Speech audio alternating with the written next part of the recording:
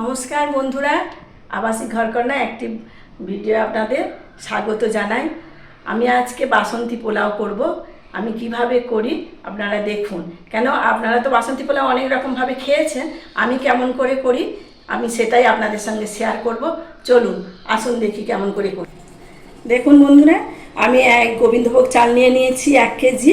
আমি এই চালটাকে ভালো করে ধুয়ে নেব। প্রথমে দেখুন, আমি চালটাকে একটা জায়গায় ঢেলে নিয়েছি। এইটার মধ্যে আমি জল দিয়ে পরিষ্কার করে চালটাকে আমি ধুয়ে নেব। 2-3 বার জল দিয়ে এইভাবে আমি চালটাকে ভালো করে ধুয়ে তারপরে আমি একে জল ঝরাতে দেব। এইভাবে আমি আরও 2-3 বার এইভাবে জল দিয়ে আমি ভালো করে ধুয়ে নেব।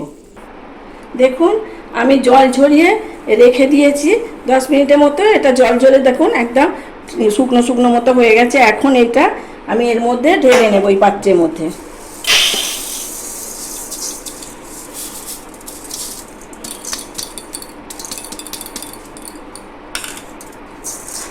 একদম শুকনো শুকনো হয়ে গেছে। আমি এর মধ্যে দিয়ে দেব আদার রস। আমি আদার রস দিয়ে দেব, আর দেব আমি হলুদ,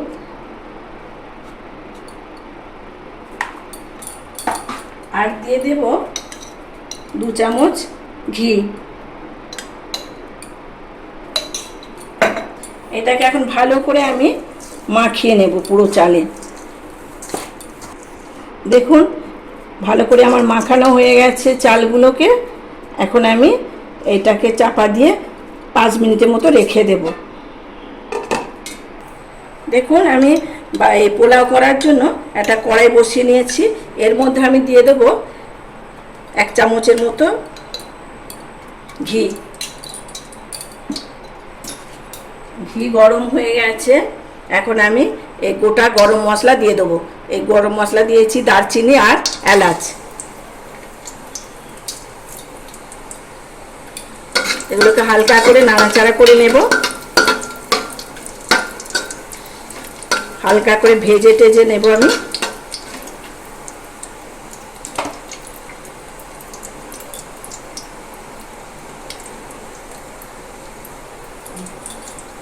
উপরে আমি এখন এর উপরে দিয়ে দেবো যে কাজু আর কিশমিশটা।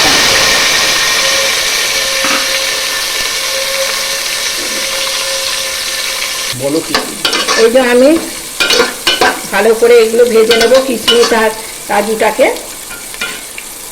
এই ঘিয়ের মধ্যে এই কাজু কিশমিশটাকে ভালো করে ভাজলে এর গন্ধটাও ভালো পাওয়া যায়। দেখুন, এইগুলো সব ভাজা হয়ে গেছে। কাজু কিশমিশ ভালো করে ভাজা হয়ে গেছে। এখন আমি এই চালটাকে দিয়ে দেবো ওর উপরে।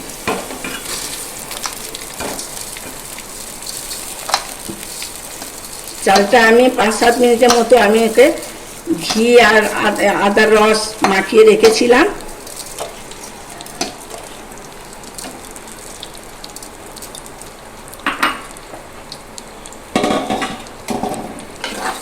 চালগুলোকে আমি এইভাবে হালকা করে ভেজে দেব।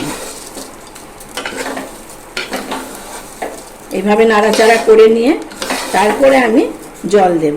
এখন একটু এইভাবে আমি চালগুলোকে ভাজতে থাকবো। আপনারা তো অনেকভাবেই করেছেন, আমি যেভাবে করছি একবার এইভাবে করে আপনারা খেয়ে দেখবেন, ভালো লাগবে। চালটাকে দেখুন নাড়াচাড়া করে ভালো করে ভাজা ভাজা মতো করে নিয়েছি। এখন আমি এতে জল দিয়ে দেব।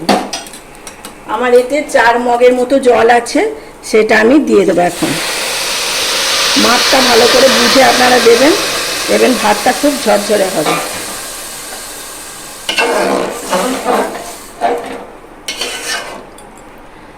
আমি এর মধ্যে দিয়ে দেব কিছুটা লঙ্কা, কাঁচা লঙ্কা, একটু হালকা ঝাল ঝাল মিষ্টি মিষ্টি লাগবে। আর দিয়ে দেবো পরিমাণ মতো লবণ। আর দিয়ে দেব আমি পোলাও যেহেতু, আমি পরিমাণ মতো একটু স্বাদ বুঝে চিনি দিয়ে দেবো। আমি যেমনভাবে করলাম আপনারা এইভাবে করবেন, দেখবেন খুব ভালো লাগবে। এতে খুব বেশি আমি লঙ্কা দিই না, অল্প দিয়েছি, একটু হালকা ঝাল মিষ্টি হলে ভালো লাগে। একে হালকা আছে 15 মিনিটের মতো একে চাপা দিয়ে দেবো।